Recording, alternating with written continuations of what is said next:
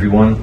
My name is Walid Sidani. I'm the Managing Director for K International AMEA Limited. We're an underwriting agency as well as a reinsurance broker in the DIFC.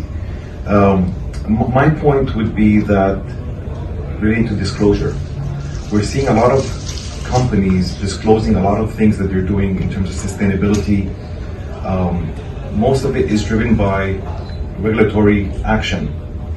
However, my concern is really who is keeping those companies accountable.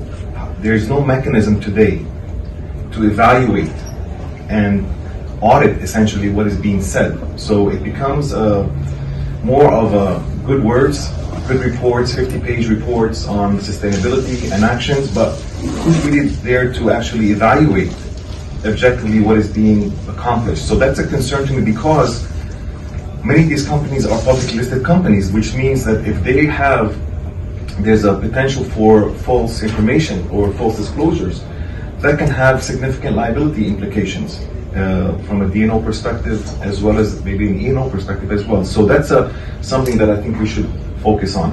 The other point I would say is about we focus a lot on ESG, but a lot of companies are focusing on the E, and there's a lot of lack of emphasis on the social part and the governance part. So yes, we all want to have a healthier environment and what we do for the planet, but we're all business professionals here and we should really focus on what we can do for our people. And how do we evaluate that? So I was pretty much excited last night seeing was at an opening for a new reinsurance company, and probably a fresh of breath air to see that the first page of their presentation was not on their return on equity or return on investment, but it's basically what have they done to help their community in terms of fighting COVID. What did they do in terms of vaccination drives? How are they helping in terms of youth development?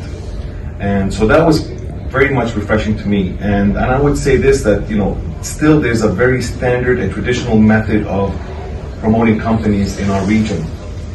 And we still focus on the major financial KPIs as the first point, knowing that in reality, what are you saying to the fact that most companies are probably owned by 1% of the population that you're serving?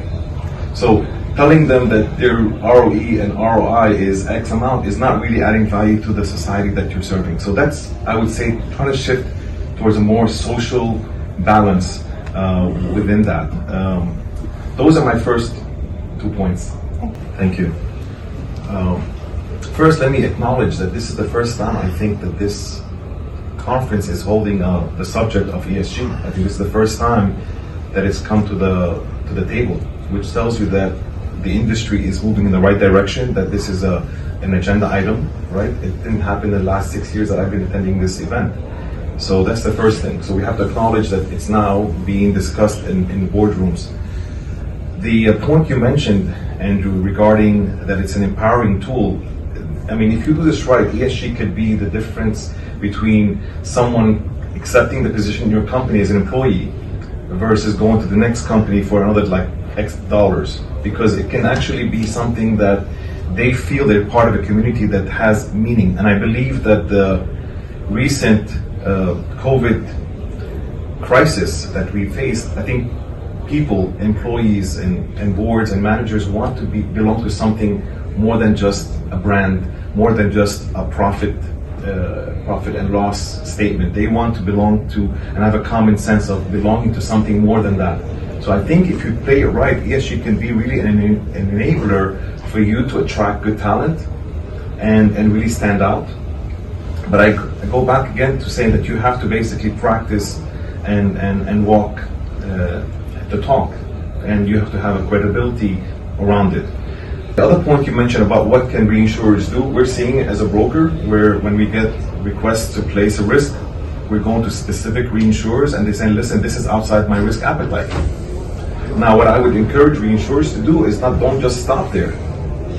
You should not just say this is outside my appetite, but you should just say, well, that's the reason why it's outside my appetite, because I'm against open pit mining. I'm against certain type of fuel exploitation. So I think that once you get to that level and really start to educate and inform your supply chain, that I think would be very, very meaningful.